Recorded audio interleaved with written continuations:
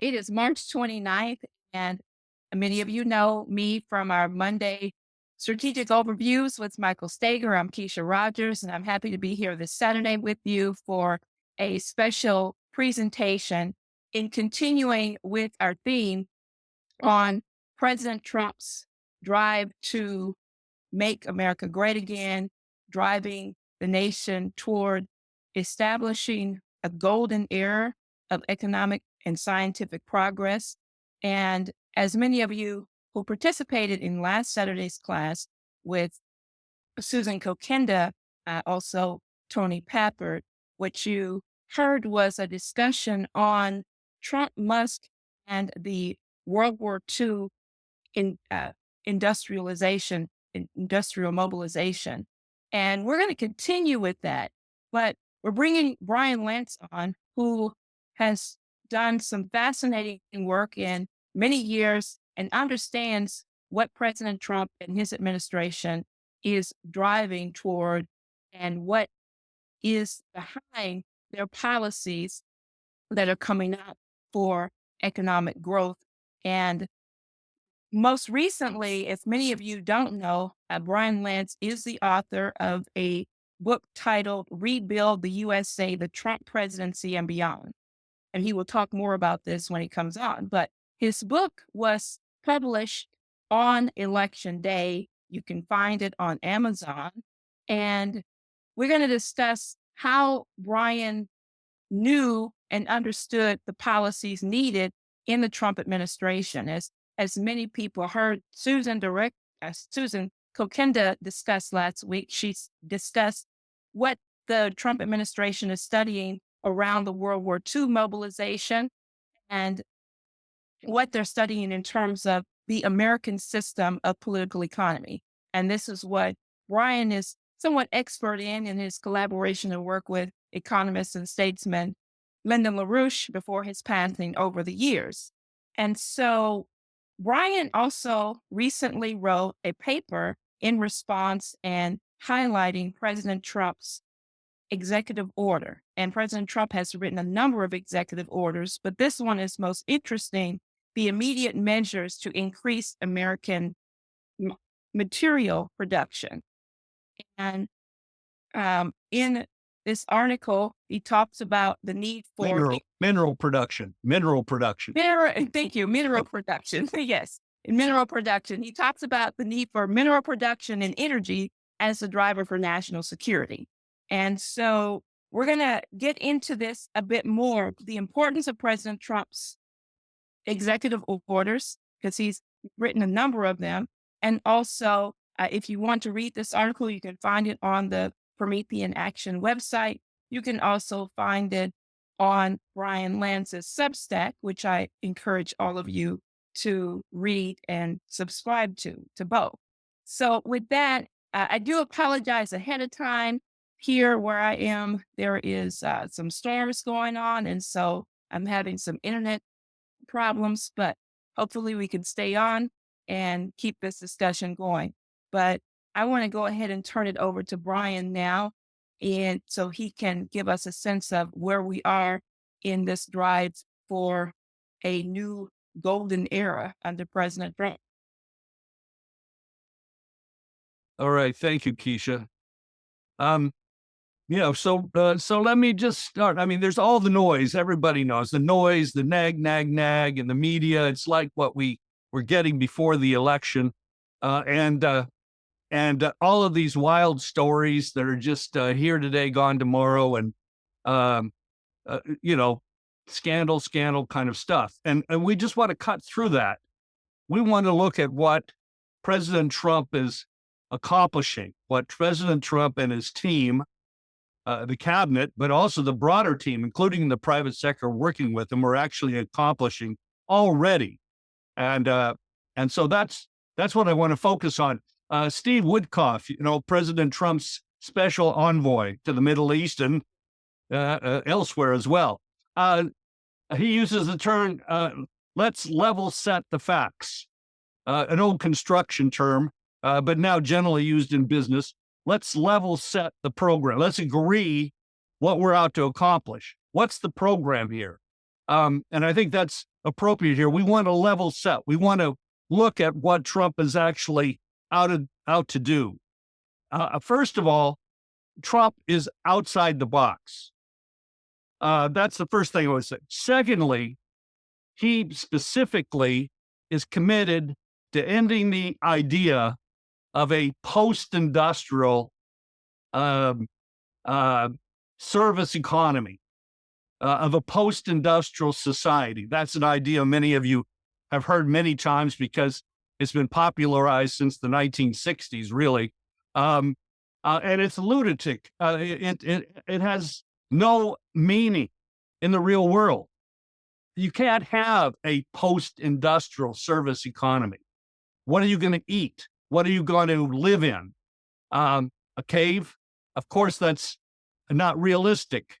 But there's more to it than that. From the standpoint of physical economy, which is the basis for my assessments of what the Trump administration would need to do as they came into office, right out of the gate, what they need to do in terms of executive orders, emergency declarations, and so on and so forth, was from the standpoint of what is required for our continued development, our continued survival as a society, as a nation, as a republic, most importantly. There's an irony. On the one hand, there's no limits to growth. I think this is something that many of you and President Trump already ascribe to, whether stated in those words or not. There's no limits to growth. Yet at the same time, there's finite resources. That's the irony. It's God-given, if you will. It's the idea that work is a gift from God. You find that in Ecclesiastes. So this is overcome by continued revolutions in technology, scientific breakthroughs in culture, improvements in culture, the conditions of life. All of that contribute to this process. So Trump is laser focused as a result on working people. The entrepreneur, the manufacturer, the farmer, the blue collar worker and his family. And Trump reflects this again and again in his remarks and comments. And I just think that's really important to grasp. So Trump has to start somewhere. And where he's starting, he started was with the declaration of an national energy emergency. And I think many of you recall that. If you haven't read it, it's worth going back and reading. It's only a few pages, but it's substantive. And he's stating that we've got a big job on our hands. On the one hand, he's stressing, he says it's imperative that the federal government puts the physical and economic well-being of the American people first. And he goes on to say the policies of the previous administration, you can say several administrations actually, have driven our nation into a national emergency where a precarious, inadequate, and intermittent energy supply and an increasingly unreliable grid requires swift and decisive action. Without immediate remedy, this situation will dramatically deteriorate in the near future due to a high demand for energy and natural resources to power the next generation of technology. That's just from the declaration of a national energy emergency, which has been declared and is ongoing. Now, at the same time, I just want to emphasize this at this outset. There's $7 trillion sloshing around in U.S. money market funds, money market mutual funds. $7 trillion on any given day. $7 trillion now. That's doubled over the recent years. At the same time, commercial banks, all of them, large, small, add them all up together. The figures are available from the Federal Reserve. Only approximately 6 to 800 billion is being lent to industry. Industry that includes construction, heavy transport, railroads. It includes manufacturing, of course, energy, the energy grid, and so on. And that's all part of industry. But only 600 to 800, I'm being liberal, if you will, by saying it's 800 billion a year is the total lent in terms of money into the industrial sector. But we have 7 trillion in and out of market funds, in and out of speculation and derivatives, currency swaps, et cetera, et cetera, et cetera. Just speculation. Now we've got to ground that money again. We've got to put that money, that capital, to work in the real economy. We've got to capitalize the growth in terms of stepwise functions and leaps in growth of the economy, in productivity, and standards of living. Trump has his priorities. I said it a moment ago. Energy. He's starting with energy. Why? He's starting with energy because without energy, you can't do anything else. You've got to have energy to keep the lights on, to run the factories, to run the science labs, to run SpaceX. You've got to have the energy, reliable, abundant energy. And that energy, that cost of that energy has to go down. And therefore, as the Secretary of Energy has said, we need, and we're going to get an energy renaissance. So Trump has started there to bring the costs of all this down. And look, I think, let's be serious about this. Energy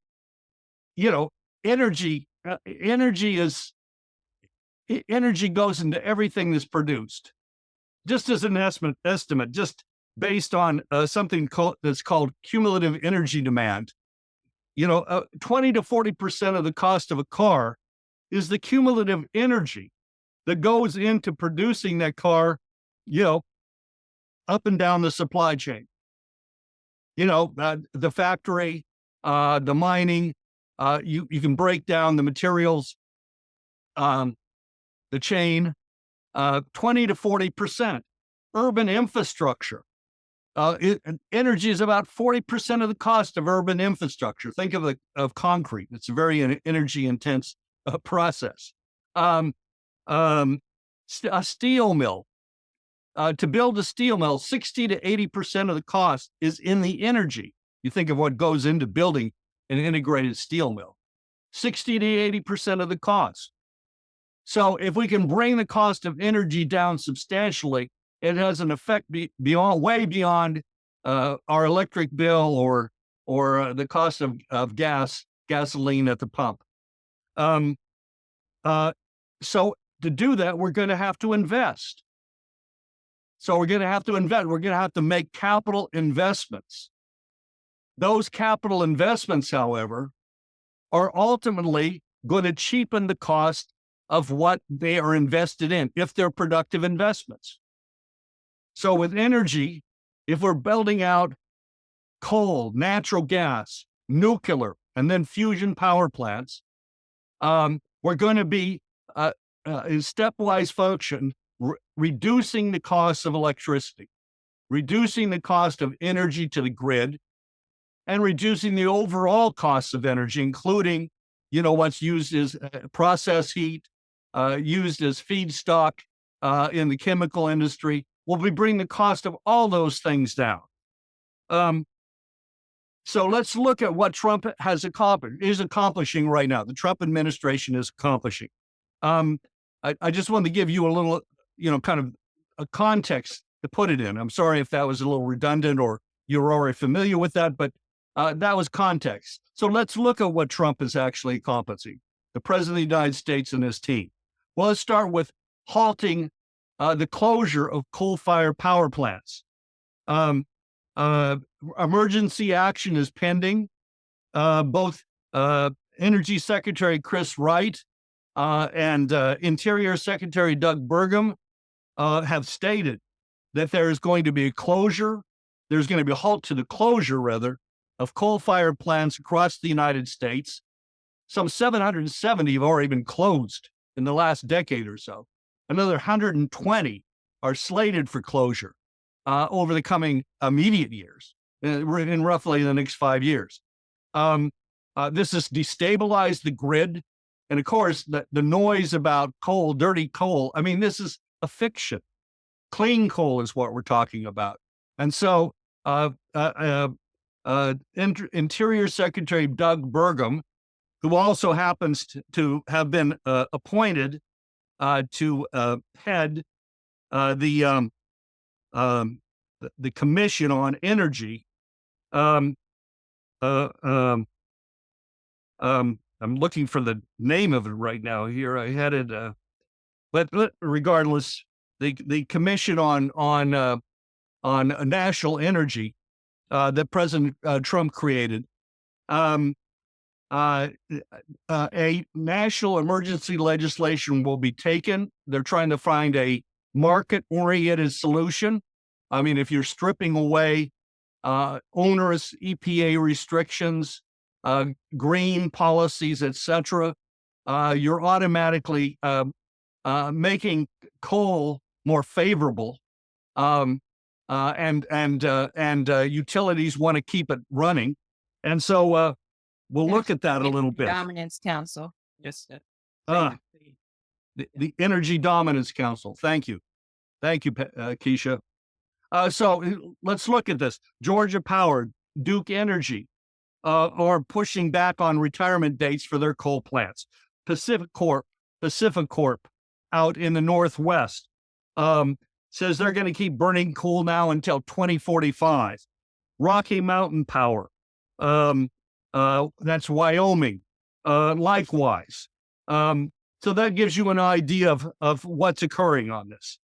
Natural gas plants. The NRG, the big energy provider, national energy provider, along with GE Vernova, and Kiewit Corporation, have announced plans to build 5 gigawatts of natural gas plants combined, natural gas electrical power plants. These are combined cycle plants. And they'll begin operating in 2029 through 2032. 5 of them. Chevron has joined with GE Vernova. That's the big turbine producer in the country. And Engine Number One, which is a investment vehicle, they've announced plans for power foundries. Entergy, the energy corporation, will add 2.26 gigawatts of natural gas-fired generation capacity in northern Louisiana. That's been announced. This is all since the election. Of President Trump, and most of it since the beginning of the year. ExxonMobil plans for a new 1.5 gigawatt natural gas-fired power plant for data centers. Generally, Exxon and Chevron have not even been in the business of building power plants before. They're in it now. And you move on to LNG, liquid natural gas. Trump immediately rescinded the so-called Biden, the Avatar Biden's moratorium on liquid natural gas exports. Well, that's not only been reversed, but it's now expected that that production of natural gas will substantially increase. Venture Global's Plaquemines LNG plant in Louisiana has been authorized by the Army Corps of Engineers under the Emergency Energy Declaration and authorized through the government. Otherwise, Cheniere, their big terminal in Corpus Christi, Stage 3, has been authorized for exports. Total feed gas, that is natural gas going into LNG terminals, is expected to rise by 21% in 2025 over 2024. 21% increase in 1 year. Alaska, the ANWR, the Arctic National Wildlife Refuge, has now been opened up, as well as the National Petroleum Reserve. That's also in Alaska. That's the west side of the North Slope. Are opened up, and leasing will begin. And Alaska LNG, that's a state-owned company, is now going ahead. It's now selling its interest to Glenfarne, a big energy corporation, runs some 50 major energy projects around the world, is taking over, and CPC Corporation, Taiwan's state-owned oil and gas company, has already agreed that they will purchase LNG from Alaska LNG. Alaska LNG will provide natural gas to Alaska, but also for export. And then the lower 48 crude production. Well, it's going to be up 6% at least by this year. Leasing of federal lands is now underway again, what had been halted by, again, the last administration. So that gives you a quick snapshot on energy. We're already producing more energy. We're going to be producing more of it. And this has been already set in motion. It's already underway by the Trump team. And then I want to turn to the Army Corps of Engineers. It's singled out in the if you read it in the declaration of a national energy emergency that President Trump declared January 20th among his first actions. The Army Corps has singled out the Army Corps of Engineers. They have their 250th anniversary, by the way, this year. They've been around. Well, they're already authorizing a series of projects based on that energy emergency. They're bypassing a lot of the hamstringing that goes on with their matrix assessments, listening to every little grouplet financed by some NGO or foundation or whatever, and on emergency footing are moving ahead with projects. I mentioned a couple of them: the Cheniere project, and Venture Global projects in Louisiana and Texas. Enbridge's Line 5 oil pipeline under Lake Michigan. A final decision on that is expected this week. And at that time, the Army Corps of Engineers will present 100 projects, probably more than 100 projects, that have cleared the hurdles in terms of meeting the declaration of a national energy emergency standard for immediate authorization, projects spanning water, energy, and other areas. So the Army Corps of Engineers, which clears projects for federal funding and then oversees them or co-manages them, is going to be busy. They're putting shovels in the ground. The shovels are in the ground now. So the declaration, again, of a national energy emergency has set this in motion. So having gone through them, in a moment, I'm going to turn to manufacturing and what's going on in manufacturing. Brian, can I ask you if you'd like to say something with the national energy emergency on the recent call or release of $900 billion for commercial deployment of SMRs, and in that context? Well, I thanks for bringing that up, Keisha. I was really kind of passing over nuclear tonight. We've talked about it so many times. Trump is supporting nuclear energy, but you're right on. I mean, this is where state collaboration also comes in. As you know, in Tennessee, also here in Texas, you have a burgeoning collaboration between federal and state agencies, between governors and the White House to move nuclear power plant projects forward. Small modular reactors, are now in the works. Um, while natural gas is now becoming something accepted by even the big tech firms because they're so desperate for energy, they're throwing net zero out the window. Um, Nuclear obviously is the next step in the technology chain to higher productivity, higher wages, and all the rest. Um, Small modular reactors are beginning to come online at the end of this decade, around 2030, maybe one or two in 2028, but these are going to be first of a kind reactors. So Chris Wright and the Department of Energy have just announced just this last week an $800 million, basically $1 billion additional funding for small modular reactors built in the United States, fast reactors generally in the United States. So that's another important step. So thanks for bringing that up, Keisha. A lot more could be said on this in terms of the role that nuclear can play and how critical a role it will play. I want to turn now to the and you can go to the let's go to the third slide first of all.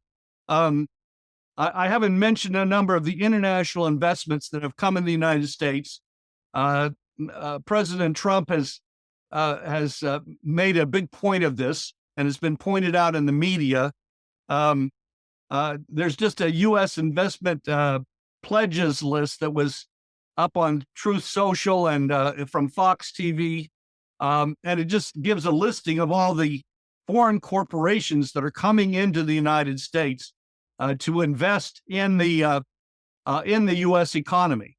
And of course, a lot of this is being driven by the tariff policies, which is another critical component of what Trump is bringing to bear. So you have it from these large sums coming from the Middle East, the United Arab Emirates, Saudi Arabia. You have the investment of Hyundai. I'll come back to that in a second. Apple, $500 billion, NVIDIA, Taiwan Semiconductor, Johnson & Johnson. Anyway, these are investment pledges from major countries and companies for this rebuilding of the U.S. economy, which Trump is undertaking. If you go to the next slide, that'll lead us into this question of the president's executive order on immediate measures to increase American mineral production. This just came out March 20th. This is extremely important. It may sound a little vague to many people. I discussed this in my book. It's one of the key essential areas, kind of off the radar for many people, that I said action was going to have to be taken on. This graph from the Federal Reserve shows the decline of mining, with the exception of oil and gas, mining, hard rock mining. That's copper, that's gold, iron, so forth. Soft mining is coal primarily, but soft and hard mining, but with the exclusion of oil and gas, has been declining, over the last several decades. Here we see 2 decades. This is an index to 2017, but it gives you, you get the drift, right? Now, you can take that one down. And if you want, you can put up the next title. So President Trump has acted on this.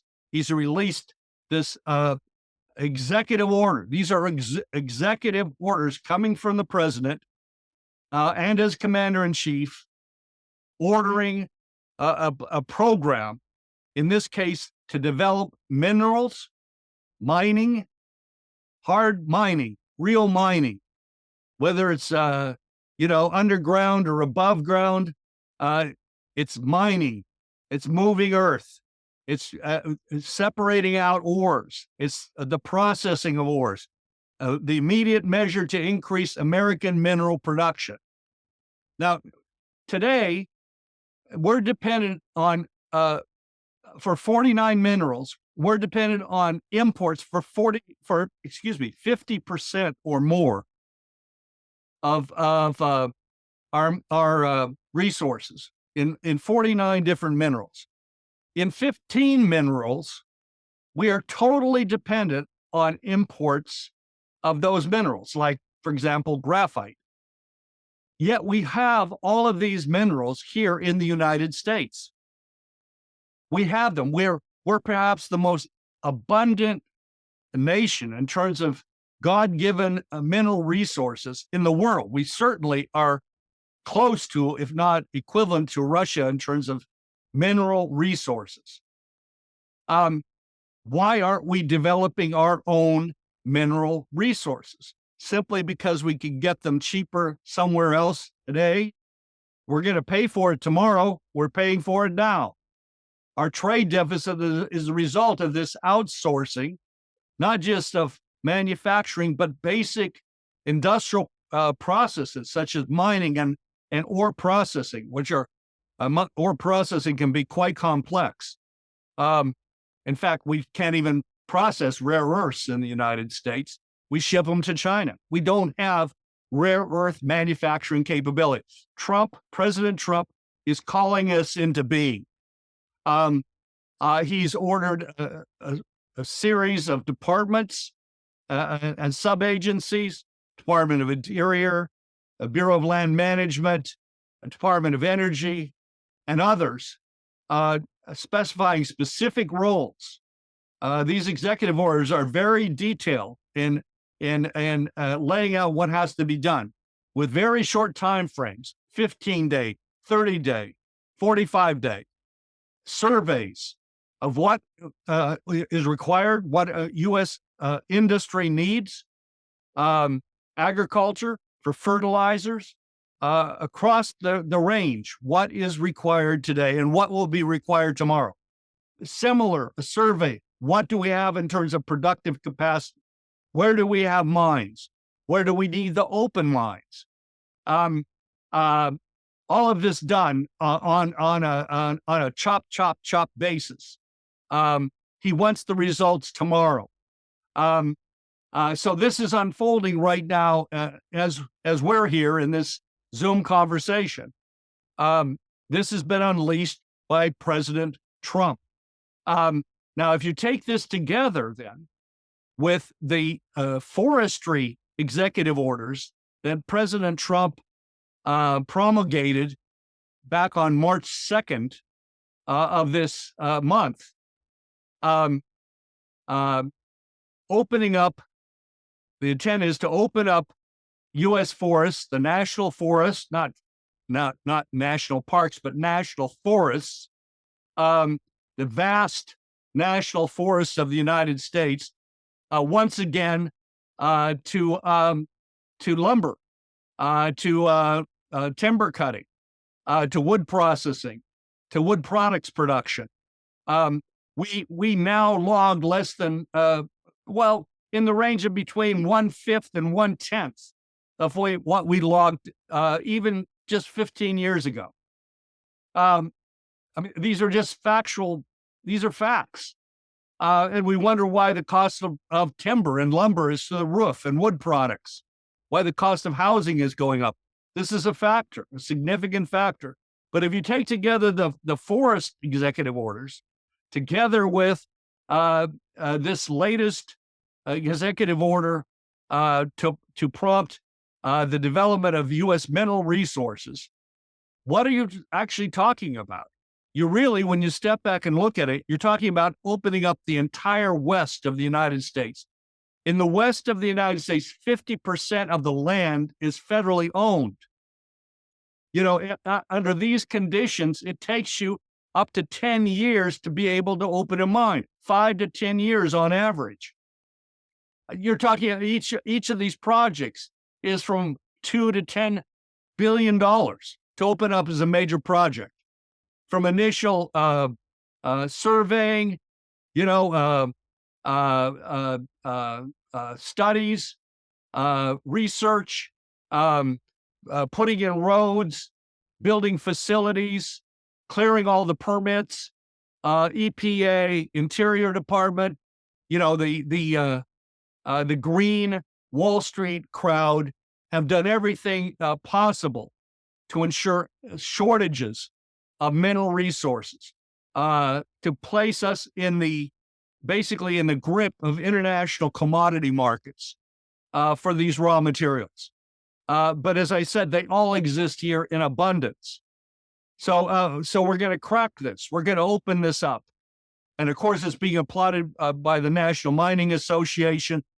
This is incredibly important, but it's opening up the American West. What has been locked up since the days of Teddy Roosevelt is now being opened up. This is the thrust. Now, another feature of this, and this is why I want to bring this up before speaking a bit about manufacturing, is the way in which this executive order specifies how, in fact, this will be financed. In other words, this executive order doesn't say, oh, we want to have this, and then you form a commission, to study it. No, that's not it. We're going to do this. Okay, survey it. We want the figures. We want to know what we got to work with. We got to know what we got to set in motion, including new productive capabilities in mining and in mine processing, where there's a real shortage. All right, so in the March 20th executive order, President Trump pulls a new tool out of the toolbox. It's called the National Security Capital Forum. And some of you have read about this in the article I recently wrote on this. And virtually none of this is published elsewhere, unless you're a real nerd. It's just not, it's not available. The media's, creating all this noise, but in fact, this is what's going on. The National Security Capital Forum. It's called into being under the Secretary of Defense. The Secretary of Defense, who also is responsible for the Defense Production Board, right, convenes meetings of this forum. Who are the members of the forum? It's implicitly every major banker, financier operating in the United States, every major private investor, every hedge fund. All of them are implicitly called in to this forum. That is, they will be there, and Pete Hegseth will tell them that their services on behalf of the national interests are very much appreciated, and then he will spell out what we need in terms of credit, in terms of loans, on the best terms to promote the development of mining potential in the United States in the short term, not the long term, the short term. So this is what's up with executive order, or part of what's up with the executive order on mineral resources. It also utilized the National Energy Dominance Commission, which Keisha mentioned just a moment ago. They'll oversee these surveys, this assessment of what's required, what we have now in terms of productive potential, what has to be created. And then another kind of outlier, the International Development Finance Corporation, is going to be activated. This is in the executive order to provide additional financing. Interestingly, the International Development Finance Corporation has been discussed as the potential Commonwealth Fund, which President Trump wishes to create. Tariff revenues, for example, coming in via the Treasury, could end up in the Commonwealth Fund. This is just one example of the kind of assets that could put the Commonwealth Fund together, put it on a large footing, and then create out of that a lending vehicle, essentially like a bank, lending 10 times the actual cash on hand, up to 10 times the amount, in terms of extended credits, basically revolving credits into the real economy, into areas specified. So President Trump is playing as he goes. President Trump and his team are looking in the toolbox and saying, what can we repurpose here? Can we put to the national interest? So it's very exciting what's going on. I hope I'm at least giving you some sense of that. And I certainly encourage you to read more on Promethean Action and on my Substack.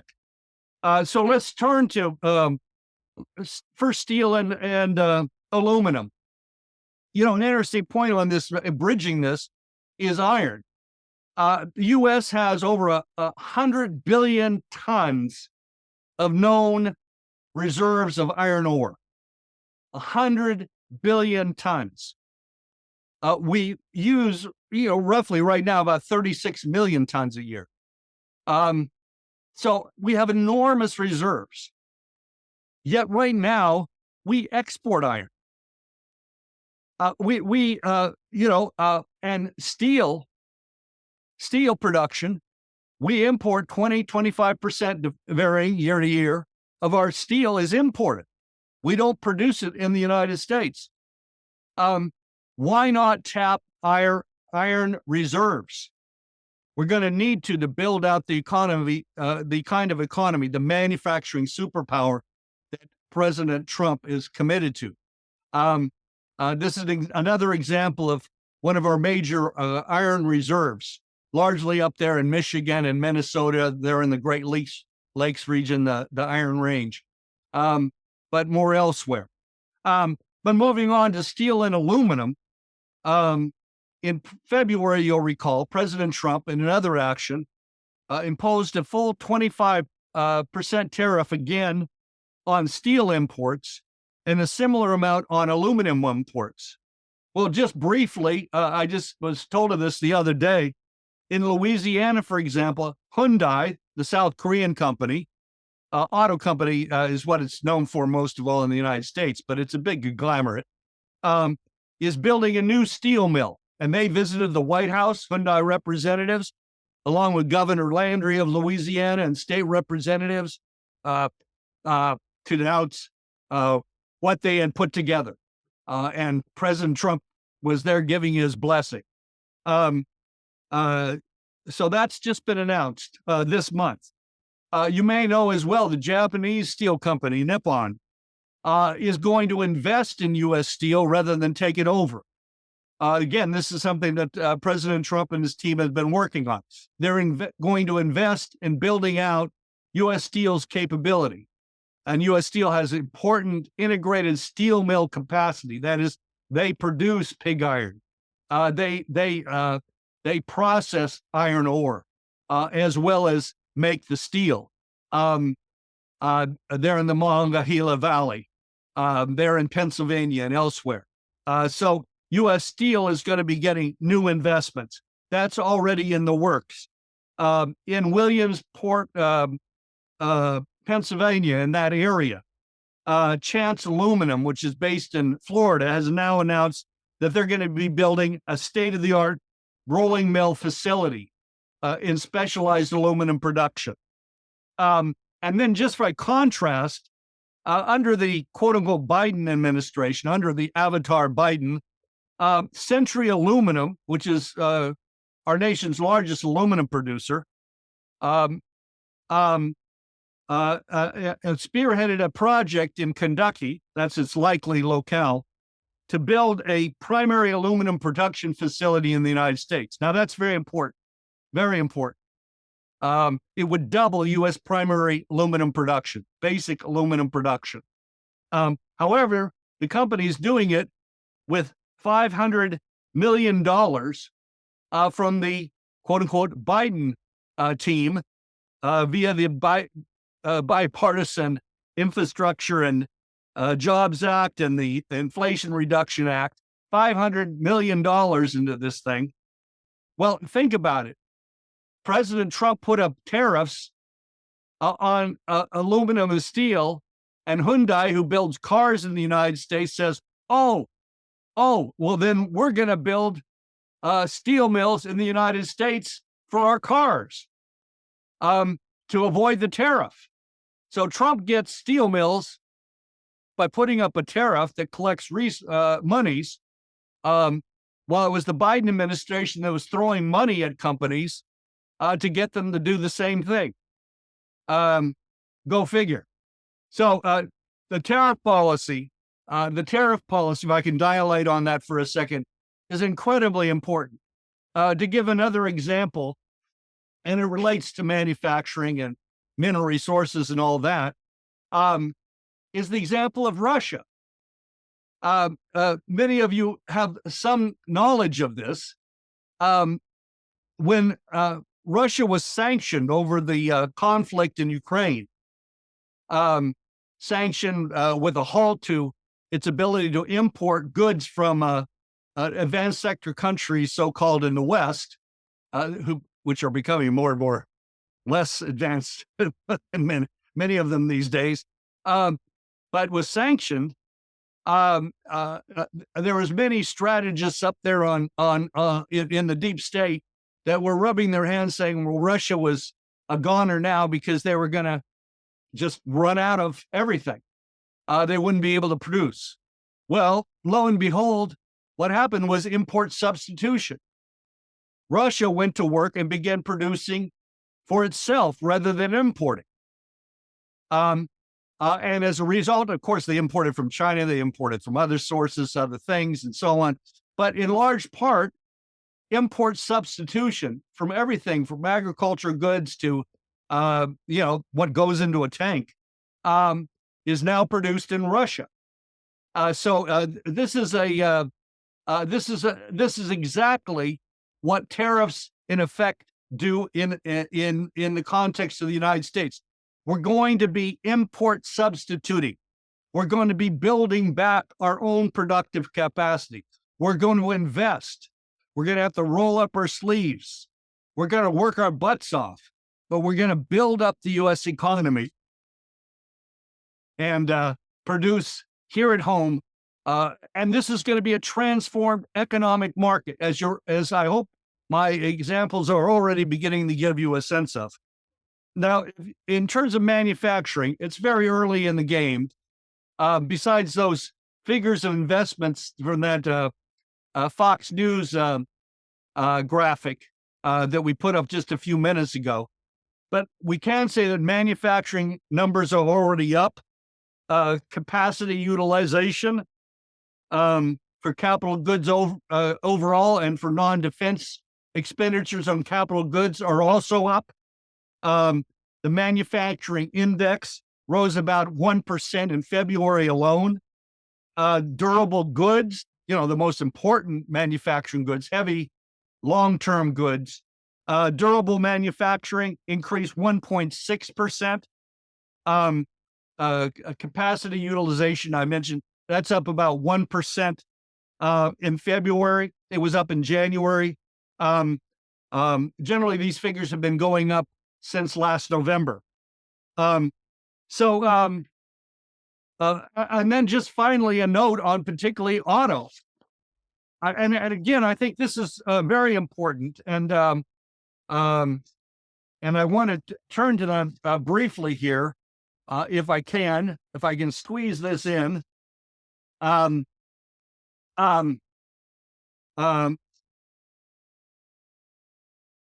You hear a lot of moaning and groaning. Tariffs are a tax. They're going to be a tax on the American people. Well, Sean Fain and the United Auto Workers don't believe that. He said the cost of tariffs mean thousands of jobs can return, quote, within a matter of months simply by adding additional shifts or lines to a number of underutilized auto plants. Right now, 1,000 auto workers are laid off at Ford, General Motors, and Stellantis following recent decisions by auto executives to ship jobs to Mexico. The auto sector, auto industry, and auto parts employ about 1 million workers total right now, a fraction of what it used to be. But auto parts is 553,000 of this at last count. Vehicle parts producers are getting a 1 month pause. Their tariffs on auto parts coming in from outside the United States. are being tariffed for another another month to allow for a shifting of production back to the United States. But I'd like to just point out a couple of features of the situation that we're in right now with this. Um, um, the U.S. trade deficit in auto parts reached $93.5 billion in 2024. In terms of U.S. auto production, in 2024, Americans bought 16 million cars, but only 50% were built in the United States. Currently,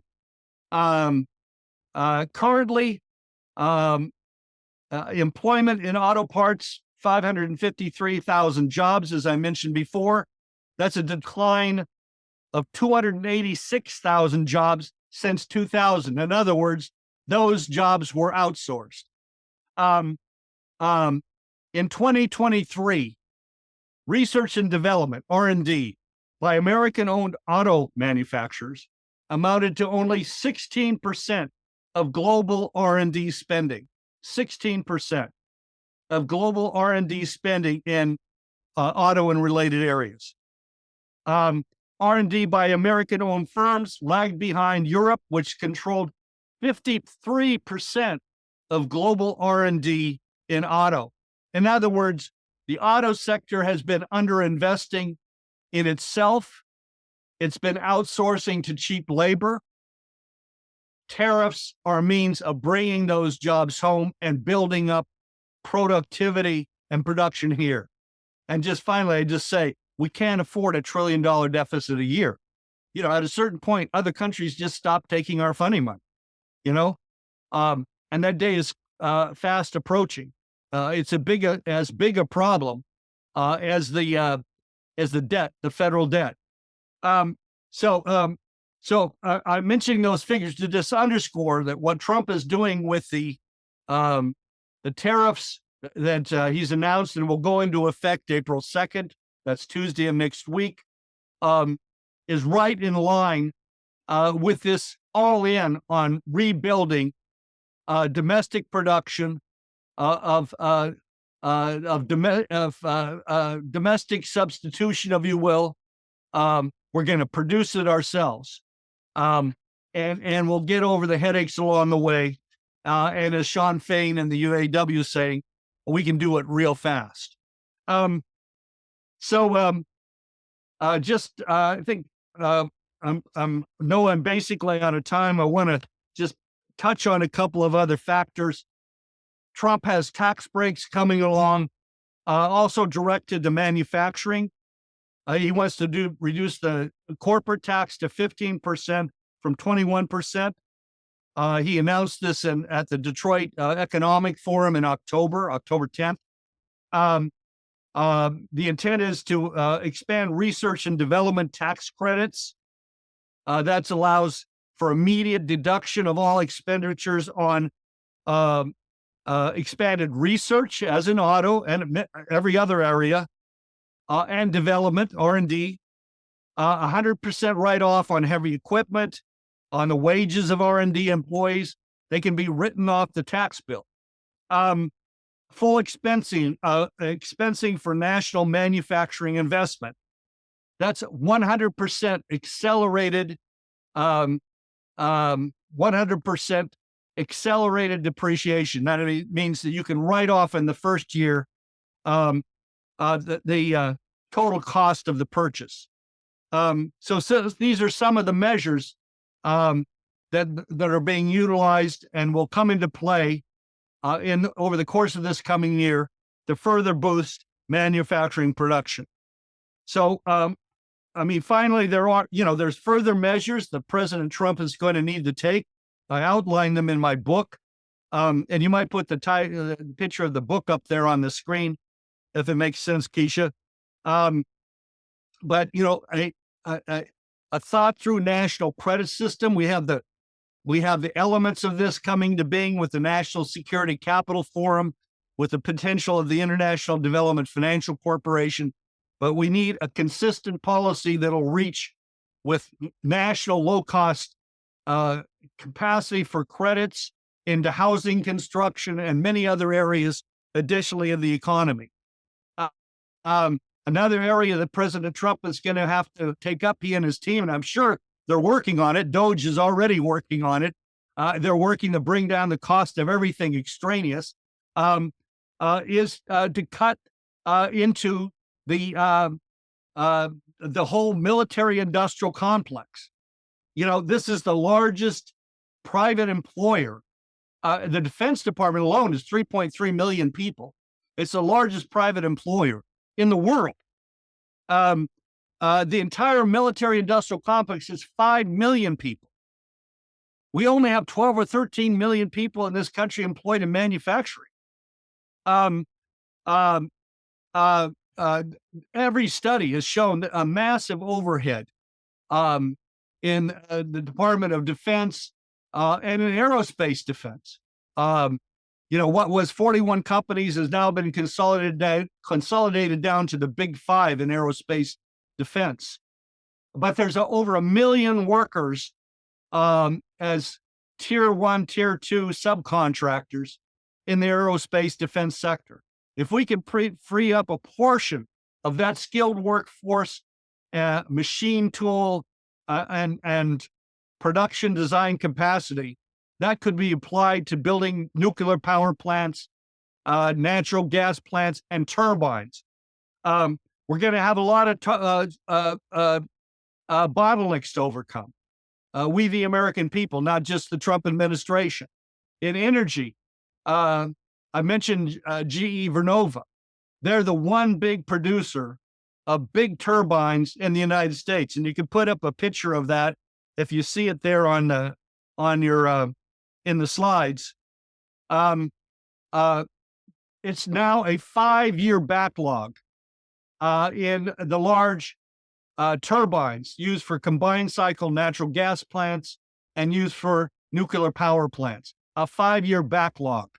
There's going to be some serious sit-down sessions with GE Vernova, but also with other smaller producers to see how we ramp up, perhaps as we're doing mineral production, to build equipment like GE Vernova's Big 9 HA high-efficiency air-cooled gas turbine. You see the men standing there at the bottom of the screen to give you an idea of how big that turbine is. It's,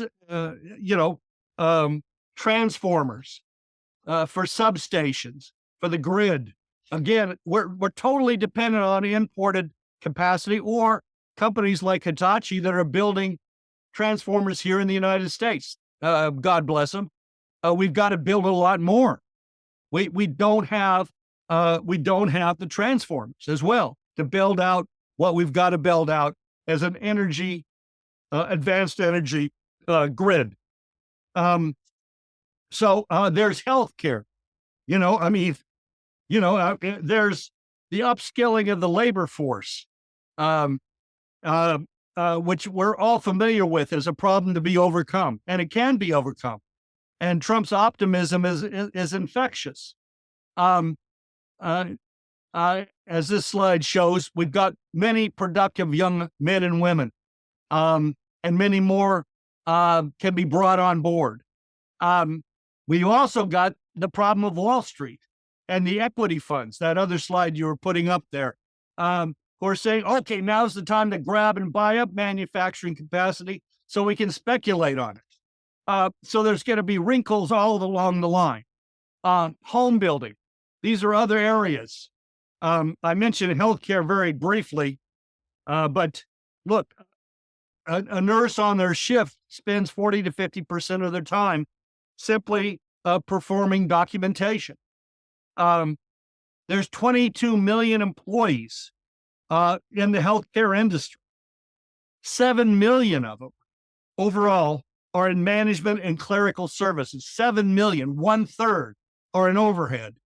The payroll alone for the healthcare industry is greater than the U.S. national defense budget.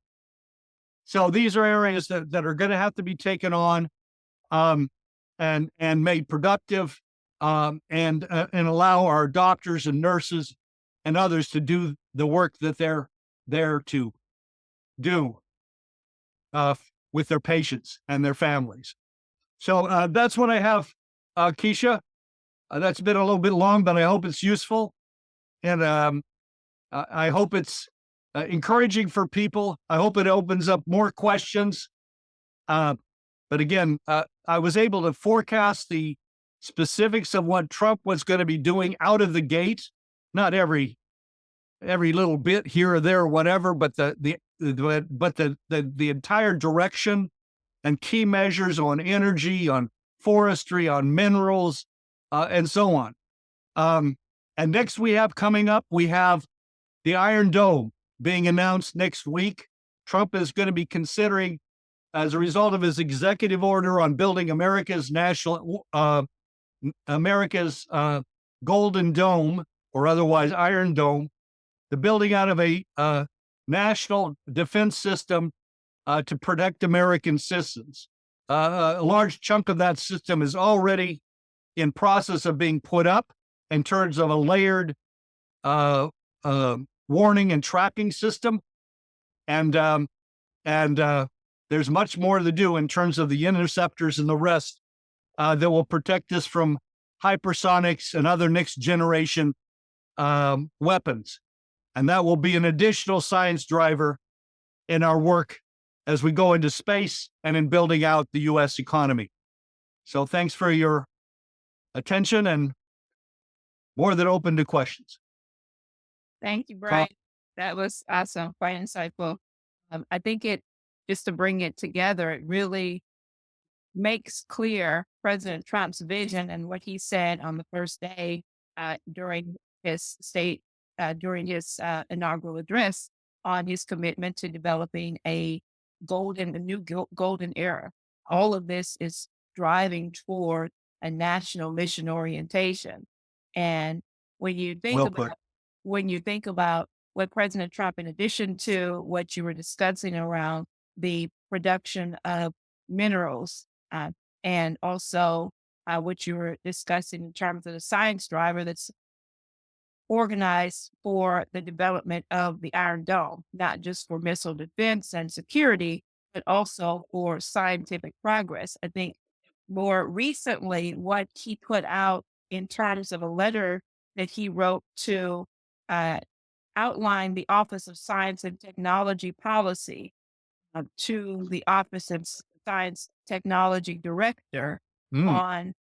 on this was a policy where he addressed the science and technology that is needed for advancing the United States in the way that it was addressed during the Manhattan Project under Vannevar Bush, the head of one of the founders of the National Science Foundation, and also the head of the Office of Science Technology Policy that the President Roosevelt asked for in the peacetime era after World War II, to say, how can we use the advances in science and technology during the military war efforts to advance the United States? So Trump was asking the same thing, and he also addressed President Roosevelt and what he outlined in terms of the question to Vannevar Bush at that time. And there was a whole 200 and something, 50 something page report that was written in response on endless frontiers, which this is what President Trump is addressing. What are the endless frontiers for today that we have to address? So I think we can look at these as sort of piecemeal, which you're discussing, or we can say President Trump is discussing how do we truly drive the United States toward this new golden era. And the last thing I want to say on this, and you can respond if you like, is all of this is also centered toward what President Trump outlined for his big celebration coming up of the 250th anniversary of the founding of our nation. And I think this is extremely important. By the way, as you said, Army Corps of Engineers celebrating 250 years. 2026 is going to be the 50 years of the founding of our nation, and we're celebrating the 75th anniversary of the National Science Foundation coming up in May. So big developments going on, and very important that we have leadership in office who recognizes where where our nation is headed and where he sees the nation going. So Absolutely. Yeah. very I, exciting. I would just add that yeah, his intent is that we become a producer nation. Mhm. Again, a nation of producers, leaving behind, as I said at the outset, this utopia of a post-industrial society, this Malthusian disaster, which we've been headed into. It's it's a grand vision that he has. It's grand perspective, a grand design. Mhm. Well, I've read, I don't want to take up too much more time because I want to bring people in, but I Yeah, am curious to know when we're talking about the mining and of materials, minerals, pardon me, um, what what is required as far, we're talking about opening up the West. We're talking about all the resources that you've written about that are yeah, new there. cities. Yeah, But there's some discussion in terms of, boring machines. What is going to be required? What are the what to do that? Is that well, yeah. There's a wide range. Uranium. There's even a range in terms of uranium production. For our nuclear power plants. We're now importing it largely. There's a number of different processes, but it includes underground mining. Yeah, sure, you're digging tunnels underground. It's costly. 40-50% of the cost is to run the ventilation underground to maintain safe working conditions. Enormous costs in these systems.